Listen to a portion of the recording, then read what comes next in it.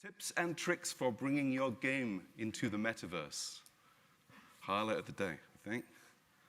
So ladies and gents, appearing live in no particular order.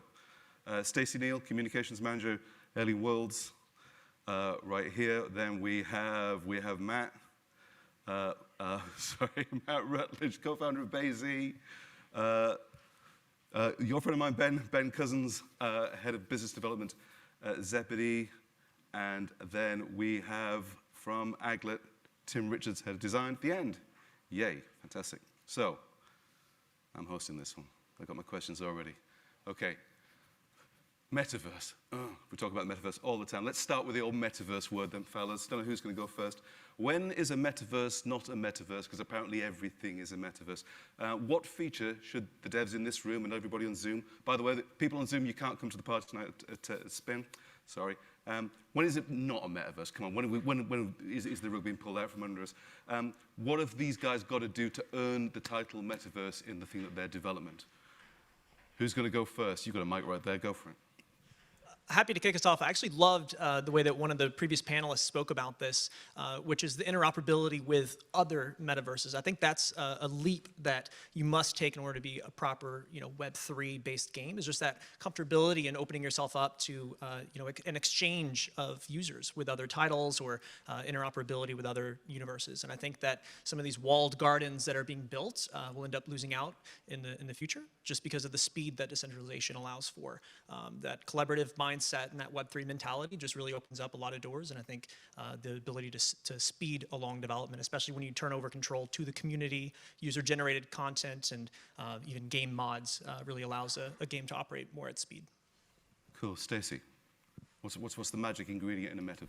Well, so I don't have my mind made up about this yet because I feel like it's totally expanding. We've barely scratched the surface of what this even means. It's very much so being created right before us, right? Like everything that's happening here is the future being built now, and it's going to expand and potentially look like things that we wouldn't even recognize at this time. But what I have heard that's sort of along the way is there's a few things that I keep hearing when people are talking about metaverses, and one of those things is peer-to-peer, the ability to transact and interact in a peer-to-peer way. So, for instance, people keep talking about Facebook's metaverse, and is that really a metaverse, or is it a rich content sharing platform? That's probably for different people to decide. I certainly have no interest in arguing it, but I do hear a lot this peer-to-peer aspect is very important, which blockchain tech definitely supports. So, and the interoperability that Matt was discussing goes right along with that. So the ability to easily expand without some sort of central figure of control, I think makes sense. And I think we'll continue to see the way that unfolds and how that ends up manifesting as this technology expands as well. Cool. Ben, Ben or Tim, take your pick. Tim first, I guess. Our take on the word is we're actively trying to design an experience that kind of starts with you and your gut and your eyeballs in this earth, and taking in whatever experiences, be they digital or physical, along the way. Ultimately, that's where we're trying to build in this space. When we say metaverse, we kind of mean the collection of all of the things, which doesn't say a lot for focus, but it does say a lot for getting out into meat space, where we are a location-based game, so that would make a certain amount of sense, I suppose. But that's kind of how we view it.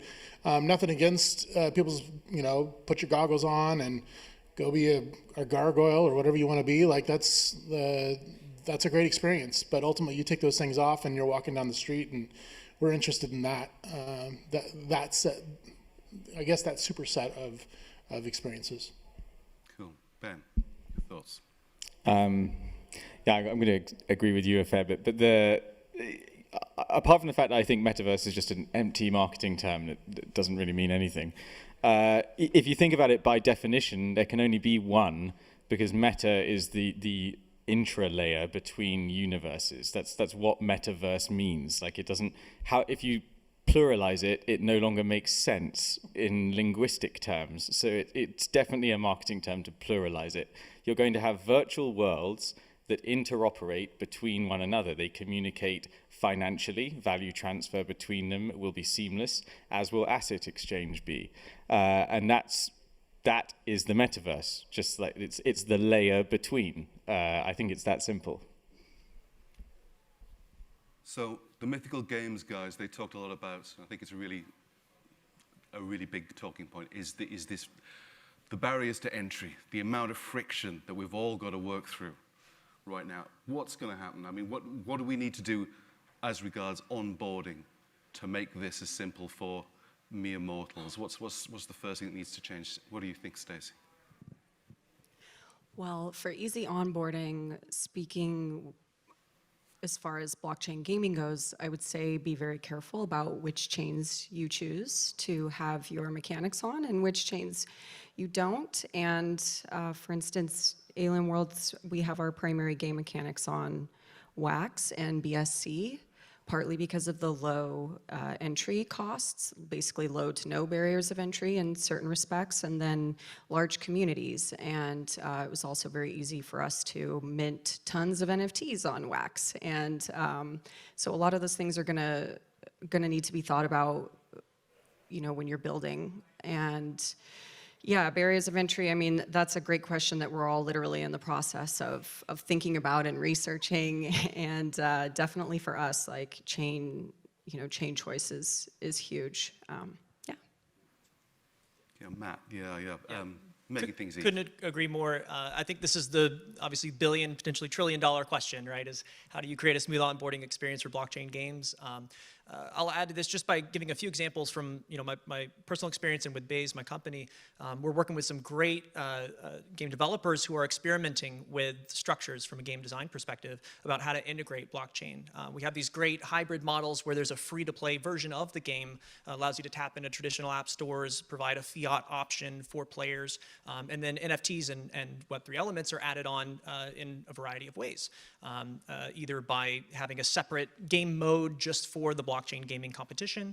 I've also seen it integrated in Castle Crush, which is by Wildlife, a partner of ours, is an in-game mode, which is really interesting. So it's just like any traditional, free-to-play version of a card game where you level up your cards, but the final level is an NFT version. So I think there's a lot of experimentation taking place right now, but ultimately when it comes to onboarding, that's the single biggest focus for a lot of companies. But as the blockchain gaming industry grows, as more and more experimentation takes place, people will become more familiar with it. So it's just one of those that will be answered with time, but it's going to take a little bit of experimentation as we crack this code here.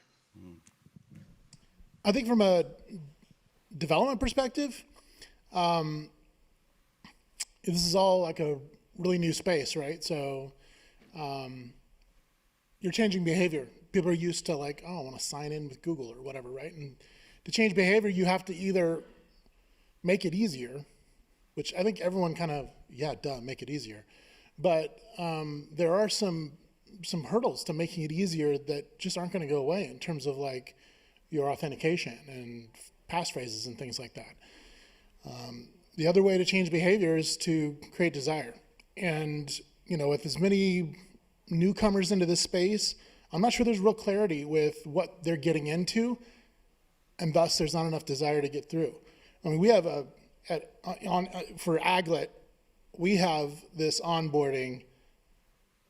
It's like up there with Ulysses. It's like on and on and on and on, and we convert 70% of our day one installs to players because people love collecting sneakers. Like ultimately, that it is clear to them what they're getting into, and they're willing to if they had to dive through a wall, they would do it. They made it through 17 screens of onboarding and then a post onboarding account creation, and they made it through. So I think a lot of times when there are high barriers to entry, you got to work that much harder as a marketer and as a product to make sure that it's clear what are people trying to claw their way into. I I still play League of Legends. League of Legends is like the hardest game in the world. No, it's not that hard to play. It's just really easy to suck and get yelled at, I guess. But it's, you know, and it takes a community to teach the community how to play. And that's another, you know, talk about ease. What are you doing with your ambassadors in the community to help other people through barriers? I think we're seeing a lot of utility in pointing our Discord back towards new players. And the community really enjoys helping each other. Ben, making things easy. What do you think? I mean, like, I think if you have to explain or lead people through even a gamified version of engaging with a blockchain, you're not winning. The like blockchains, if we're going to refer to them that way, are internet level plumbing. You know, you don't. We're a long way away from back when you wanted to play a multiplayer game, having to like go into your modem settings and like filter around with like port forwarding. Like this is where we're at with this stuff, and if you're doing that, you're just not going to get the mass market. And the truth is that the moment at which the games industry doubled and tripled its revenue was when it went mass market by going to phones where it was free to play with zero barriers to entry. So the idea that you can re-educate users and be like, write down these 12 seed words and stamp them in metal and bury it in your garden and don't tell any, like, if you're doing that, you'll get. Maybe like, if you, but you're getting it wrong if you do that. And if you look at the like really advanced companies in the space who have nothing to do with gaming but everything to do with crypto, take Square for example, which has pivoted its entire business to going after Bitcoin-based services. You know, they're focused on actually completely getting rid of any engagement with the blockchain at all. Their hardware wallet solution is designed so that a user never has to write down 12 words to store their assets. So if you're doing that, you're behind the rest of the crypto curve already.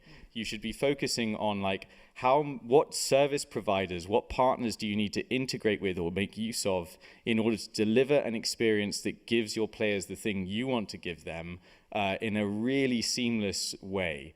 And I would not, you know, I wouldn't be long any game which is like really down that crypto route unless it is specifically marketing to a crypto audience and it wants that audience. But that audience is approximately 1/100th of the audience that is the rest of the game's audience. So know what market you're selling to is the other sort of big piece. I'm interested to get the guys' take on is there an easy win with metaverse gaming? Say somebody's got a project that's kind of halfway through development now. Is there something they can easily sort of jack in, or is it something they've got to scrap everything and is a true metaverse game a completely original, ground-up experience? Anything simple that they could do, or do they have to start again? What do you think, Stacy? Well, I think interoperability with what you have that's existing. So if you can build a bridge to something that's perhaps supported by blockchain, if you're not a blockchain project to start with, that's one way to go. Obviously, it would really be up to what the project is trying to do and accomplish. If they're trying to become play to earn, obviously that's highly supported by crypto and blockchain, so it would make sense to either have some bridge that goes in that direction or potentially, I guess, start over again. But there's certainly ways that you can branch out without having to do that. Matt, is there such a thing as baby steps into the metaverse, or is it just giant steps? There definitely are baby steps. We are actually also invested in a company that helps to essentially make that switch from a technological perspective. So bridge games from Web 2 to Web 3. I mentioned also Castle Crush, Wildlife's game, had been out for years. It was one of their best performing games from a retention perspective. And they chose to build on that and the strong community in the game and transition that into Web 3. So there's absolutely the possibility to do that. But of course, you know, you can build on top of that as well and build a game from scratch and everything in between. So there's no cookie cutter model for success in blockchain gaming, to be sure, but definitely success can be had all across. Tim, do you want to go first? I love how orderly we are. Like we go 1, 2, 4, 3 every time. It's so weird. Everything goes. Well, for Aglet, the game is built around a collection loop, right? And so that made a lot of sense for us to build a community around collecting, and the act of collecting and the experience of collecting. And then as we started to test the waters with introducing token, coin, and all these ideas, we tested it out with our community. Our first test with the community was to test a secondary market. So as you earn a sneaker in Aglet, eventually you might get a drop through an achievement or a stash that you found in a location, or you might have just bought a sneaker, and then you might find something else in the market you want more, and so we allowed players to sell sneakers to each other in their own pricing. And while those things made it difficult for us to manage today, still difficult to manage the economy, certain kinds of softness that occurs in what is a soft currency, it definitely allowed us to understand that these folks cared about their collections, A. B, they're willing to trade up to get more and more desirable stuff. And so for us, that made a lot of sense. So ultimately, you got to look to your community. You got to see most games, unless they're highly competitive, even if they are highly competitive, run off some sort of a collection loop. That I think you got to look there and see if there's a fit. I mean, not to say that all NFT or blockchain games run off of tokens and that sort of thing in terms of like ownership and all that comes along with that. It's just that is kind of the mentality today, I think. And now your turn. Thank you, Tim. Yeah, it's really kind of you. I mean, actually, I'm familiar with Aglet, so just to disclaim that, I play the game, and I think how you guys actually approached going into the space was very clever, because you built the game first and did everything with zero crypto, zero blockchain, whatever, and showed it working with zero incentive mechanic, right? And then zero. Yeah, the game was really shallow. Yeah, now it's all coming in, and it makes sense because the game already made sense. So I do credit you guys for that. I'm very impressed. In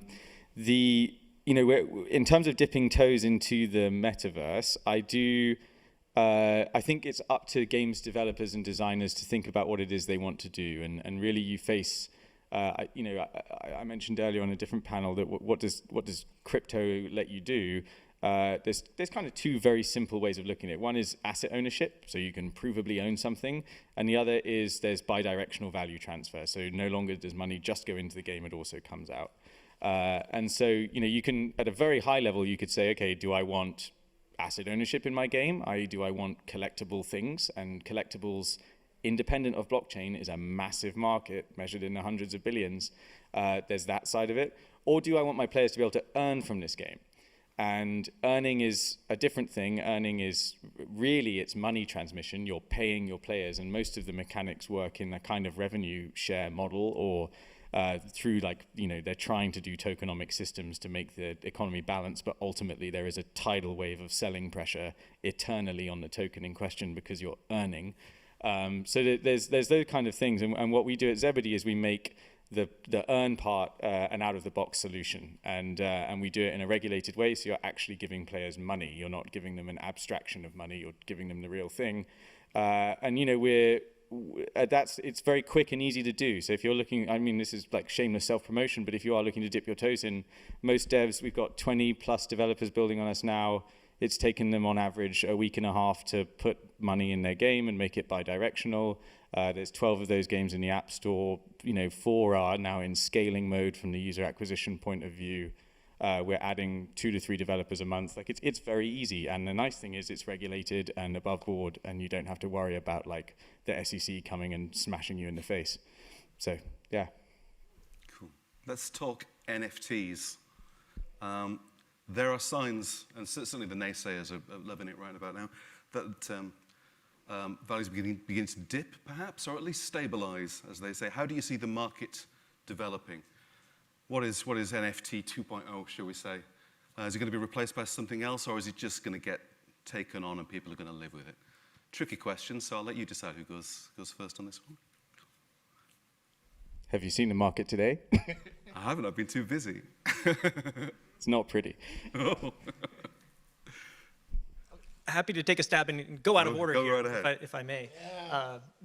So I think first and foremost, we're in a really, really interesting time. I think everybody here is watching the market closely.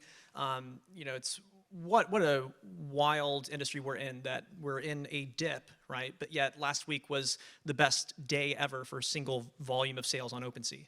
And while despite many publicly traded tokens trending down, the private market's still very healthy. And at the same time, at our company, we're the largest blockchain gaming guild in Latin America. We've been able to 5x our assets under management over the last 3 months, even despite this downtrend. And so I think one thing that's a bit of a silver lining in all of this is I don't think anybody has stopped building, right? Everybody really still wholeheartedly sees the future of Web3 and see the disruption that's taking place as a whole.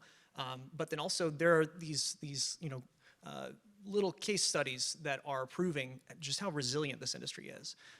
And I think that one great aspect of blockchain gaming is that these game economies themselves are, to a degree, insulated from public market shifts. And it's more so you're able to control your own fate with the, your tokenomics and the demand for your token that you can build into a game and users that you can drive. So I do think that there's a layer of separation, if you will, from just Ethereum as a whole. It's certainly tied, right? Certainly tied. But there are great examples where, individual games and economies are still thriving during this time. Stacy, what do you think is going to happen with NFTs? Well, so I come from a project that leveraged NFTs as game pieces, and that's actually how I became most familiar with NFTs early on. That was sort of, I did make my own NFTs that were art NFTs, but very quickly I became aware of what Alien Worlds was doing, which was using them kind of like Magic the Gathering cards. They are game pieces, they have in-game utility, and you play them similarly how you might play a Magic card, for instance. And so really having the NFTs with utility feels like there's a lot more stability and sustainability there. And I know that a lot of people's entry points into NFTs was with art, and it makes sense because it's something that's visual, because you have the code behind everything, and if you just introduce the code to everybody, they might not even know what they're looking at, and so you have an actual visual image, and I think that that's just an accessible way to understand it. So it makes sense to me why art and kind of art collectibles were one of the primary ways that this concept of NFTs started to breach mainstream. But I feel like similarly to how the concept of a metaverse is still very much burgeoning, it's still very much, expressing itself, defining itself, being qualified and quantified. I think something similarly about NFTs, which is I think that there's so many use cases for NFTs that I think there's going to come a time where this technology is integrated into many different systems, and they're not going to be called NFTs. It's just going to be the mechanics behind them are going to be used to facilitate all sorts of different types of things. And there's such a dynamic group of projects here. I think we can all already see that there's so many different directions that this technology can go. And so I don't think NFTs are dead. I personally don't even art NFTs aren't even my main entertaining of the thought of NFTs. So in my mind, I'm like, well, game pieces, you could go on forever. And then in the future, you could have things like badges or, proof of identity, proof of attending a show, for instance. I mean, the technology, I think, is going to just expand and honestly become ubiquitous in systems that already exist and will be implemented into new systems. So I think it's going to ebb and it's going to flow and it's going to expand. And I don't know where art NFTs are going to go, but I think that the technology behind NFTs isn't going anywhere. Tim, I'm sorry. going to break the order. That you hit dead on the nail, dead on the head, whatever. I agree with you. Like any blockchain can do NFTs, including Bitcoin, not widely discussed, but it's not a special thing. It's a technology, it's a feature. So when if anyone says to you, oh, these are going away, That's really silly. That would be like some like wheels get introduced and people go like, oh, screw wheels, I've got horses. You know, like that doesn't make sense.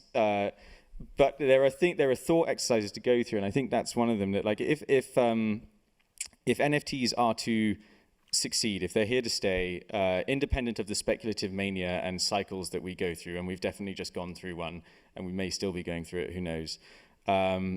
You're going to have these afterwards, and if they are really going to catch on, then everything is going to be an NFT. How many images are there on the internet? Right, there's probably like 1 quintillion or some ridiculously large number. And how often are they shared and posted around online? All the time, right? Millions of images are probably traded per second of every day across WhatsApp, Twitter, Facebook, whatever platform. If all of those are provably owned by people or have origination and royalties attached to them, etc., they're all going to be essentially worthless. Right, there isn't enough money in the world to have all of that value flow moving around. So these things will trade for pennies with tiny micropayments, facilitating the transfers of ownership and everything. But this is, keep in mind, an enormous scale, right? If everything is an NFT, if any MP3 is an NFT, if any JPEG is an NFT, if everything is, then it by necessity has to be essentially worthless. There's no scenario where you'll have the vast majority of them trading for $1,000. There's just not enough money in the world. So there's that to consider, and I think as you can definitely extend the thinking into like all the massive amounts of use cases, and it really is quite mind-boggling. But I think it's important to know what they are and what they aren't, and a huge clue is in the name. Non-fungible means non-fungible. If you try and use them fungibly, you're like never going to work. Right, so a common thing you may have seen being promoted right now is music NFTs, like own the song and then pay the artist fairly. But pay the artist fairly with what? Like another NFT? Like that doesn't work at all. So these platforms are, in my opinion, doomed to fail. Artists want money, right? They want dollars, pounds, whatever. So the rights could be an NFT. The rights to a song could be something that is traded, and it already is in the analog world through organizations like ASCAP who protect artists' rights. So all of their databases could move into an NFT infrastructure, and then people could buy and sell those NFTs for the uses of those songs in commercials, etc. But it's you've got to stay grounded when you're understanding what this ecosystem is. Like NFTs aren't money. Then they just can't be. They're non-fungible. Think about that like very carefully. It often gets ignored, and I'm really astounded by that. But if they are mainstream, they're going to be absolutely everywhere, you know, as they take off, because they'll just become a piece of the way we assign and distribute ownership online. Yeah. Tim, we're too early for NFT RIP by the sound of things. What do you think? I like where the conversation went because it's let's keep pushing and see what changes. One of the themes that always gets brought up around Web3 and DeFi and the tokens that we use to operate is removing the middleman, right? Not having our identity negotiated and stored, or payment system negotiated and stored in several places, and any one place kind of holding all of our payment methods and identities.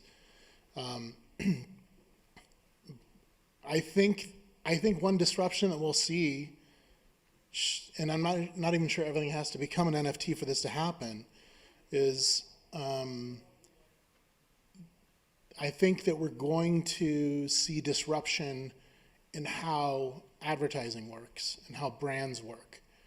And ultimately, the idea, we'll talk about another hundreds of billions of dollars industry powering largely linear entertainment. Well, now if I have an identity and I can start using a ledger-based infrastructure to specify what I want to see and not see, potentially we end up in a space where publishers can give players money. Why isn't the game of brand more like this? Why do I have to watch your commercial about a thing when really I could be I could be earning rewards for my daily activities or my social activity or the things that I broadcast. Ultimately,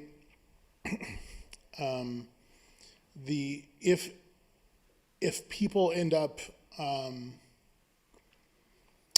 building up a relationship with a brand and all those billions, hundreds of billions of dollars go towards the consumer, it might be a very efficient system that might take the money out of the media industrial complex, which is problematic to say the least. So I think, I'm excited about pushing to see where it goes. I think as we see them today, we're going to see lots of changes in how tokens how they work and that sort of thing. But one token I'm interested in kind of building, and something that we're thinking a lot about, is can we create an alternative to advertising that allows a brand to interact with a player and become part of a game? That's interesting and exciting to us because we think there are implications around utility and rewards. Because right now, reward system only reward you when you pay, so they're just like giving you back a little bit of what you've paid them over your time as a customer, right? As opposed to, well, what if, why isn't Nike like cheering me on with a couple of Satoshis as I kind of get to the trailhead, right? That becomes an interesting way to have a relationship with the brand, as opposed to, here, watch this televised event and I'll pay $500,000 for you to see some 30 seconds of what? Promise? It's a kind of a tricky space. So I think that we'll see lots and lots of disruption as the infrastructure takes its proper place in the background of our experiences, and hopefully it starts giving us better value as attention. Just going back to metaverse stuff and blockchain stuff, are the two inextricably linked? Does a metaverse rely on blockchain, or can the two completely be detached and we alleviate any worries over the ecology and fossil fuel usage? Do the two just have to go hand in hand? What do you think? Who wants to go first? By all means, go in any order. Well, I think going back to that peer-to-peer kind of bilateral ability to interact and transact with others without a central authority or central source of control I think it lends itself nicely to this conception of a metaverse that's still very much so building itself. So I won't say anything definitively about does it absolutely have to, but I've certainly heard it argued that that blockchain and this concept of metaverse, this digital space, this peer-to-peer interactive space, certainly lends itself nicely to that, of course. And then again, going back to this question of like other things that might be calling themselves a metaverse, are they really that? Well, if we're still defining even what that is, then I think it's still for people to decide. But I do agree that I think this ability to interact directly, to interact and to transact directly with others without having to have this kind of centralized figure, to me that goes along quite nicely with the concepts of a metaverse that are being kind of talked about right now. Yeah, so I don't think the two go hand in hand necessarily. I think really the critical thing is that what we're talking about is, I think what most people are really talking about is an open, interoperable ecosystem. So really it's about open source standards, open source culture, the idea of actually sharing code, permissionless access to things. That's certainly what Tim Sweeney talks about. That's certainly what a lot of blockchain people advocate for. So there is this strong overlap, but the two are not necessary to function. People often conflate. I think identity is one that comes up a lot, right? You mentioned identity. It's frequently mixed up with blockchain, but identity is not a tradable asset. If someone buys my ID, they don't become me. So that doesn't need a blockchain. And there's a lot of work, if you go looking into it, into what are called decentralized identifiers, DIDs. If people are interested in identity in this room, they should look this up. It has nothing to do with blockchains at all, but it does allow you to authenticate yourself online in a permissionless way, and no one controls that protocol. We fixed file transfer without blockchains. That's what BitTorrent protocol does. So you certainly don't need blockchain a lot of the time.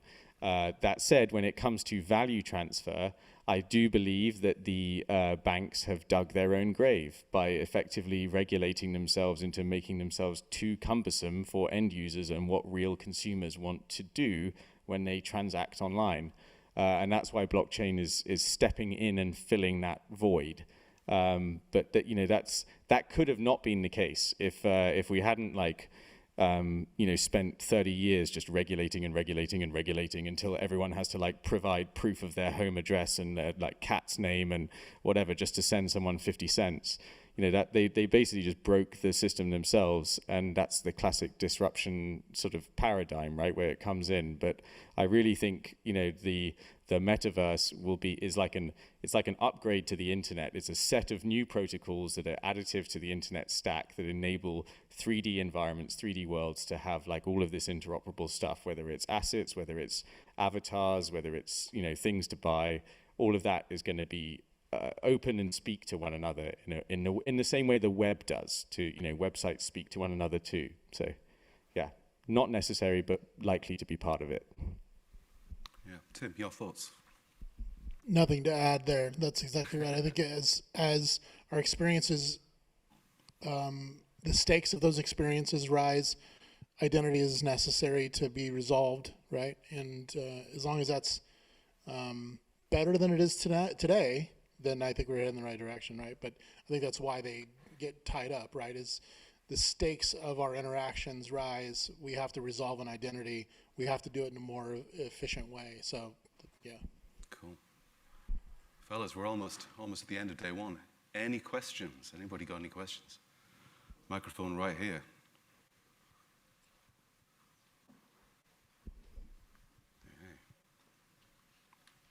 Hi, Ben, you touched on this briefly, talking about the contingency between blockchain and metaverse.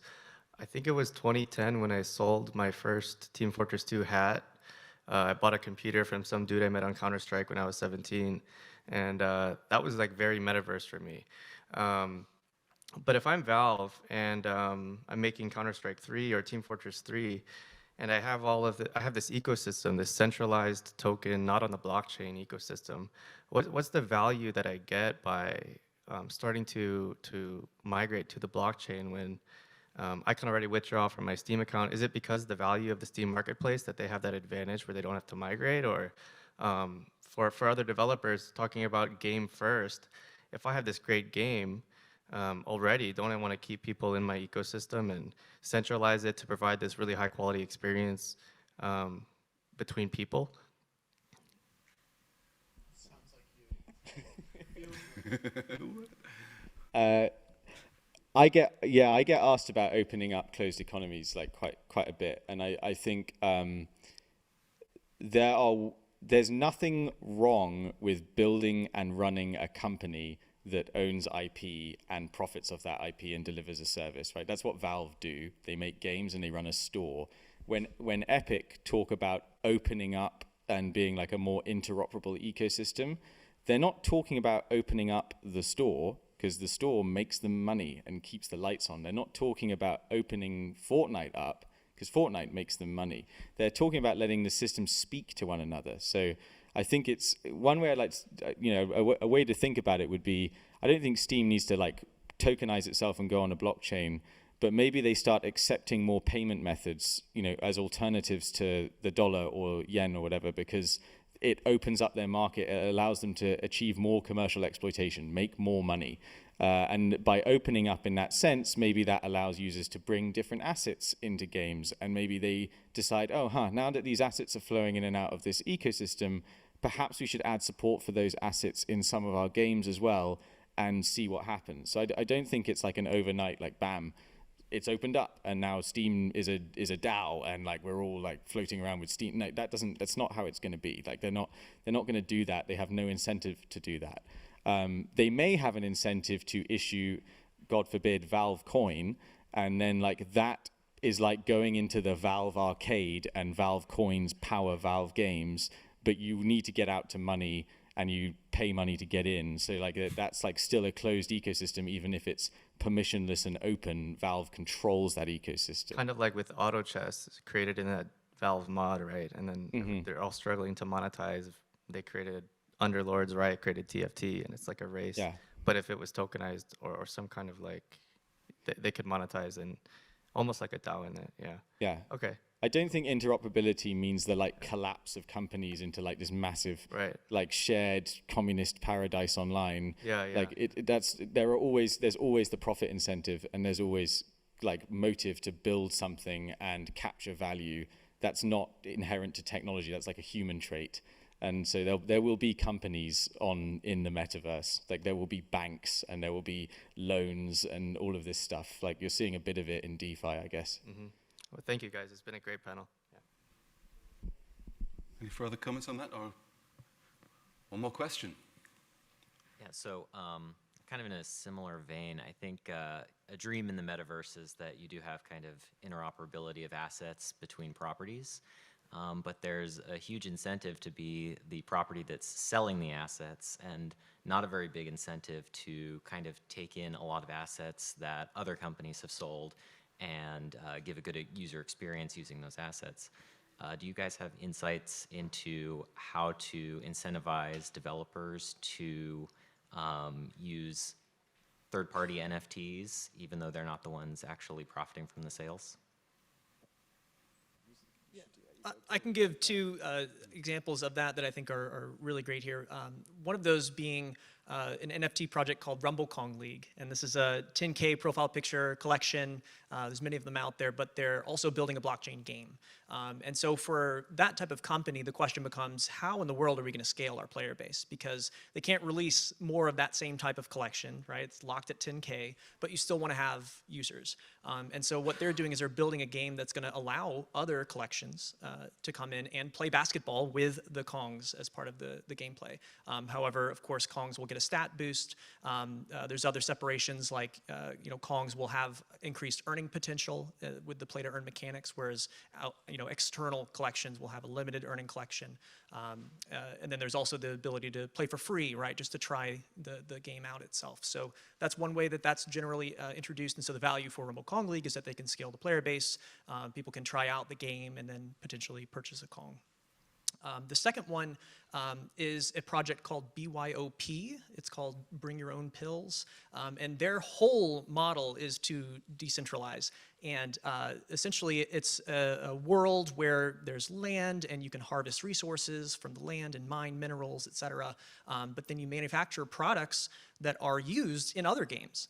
And they have essentially sectioned off this consumables market in blockchain gaming, where titles like Rumble Kong League might work with BYOP in order to provide drinks for Kongs to give them temporary stat boosts or whatever it is. But it creates this really interesting dynamic where the value of the resources in BYOP's universe is not a BYOP product necessarily, but it's almost like a hedge or a way to diversify, because with any single mineral or resource, you could have a plethora of uses across so many different games. And it's one of the projects I'm most excited to follow, because there's always going to be some demand, you would think, right, for some of these resources. Because if one game isn't doing so well, here's 50, 100 more where you could use that resource for. So there's a couple really interesting models that are taking place, but generally I would say either to increase the player base, you increase operability, co-marketing, of course, and then also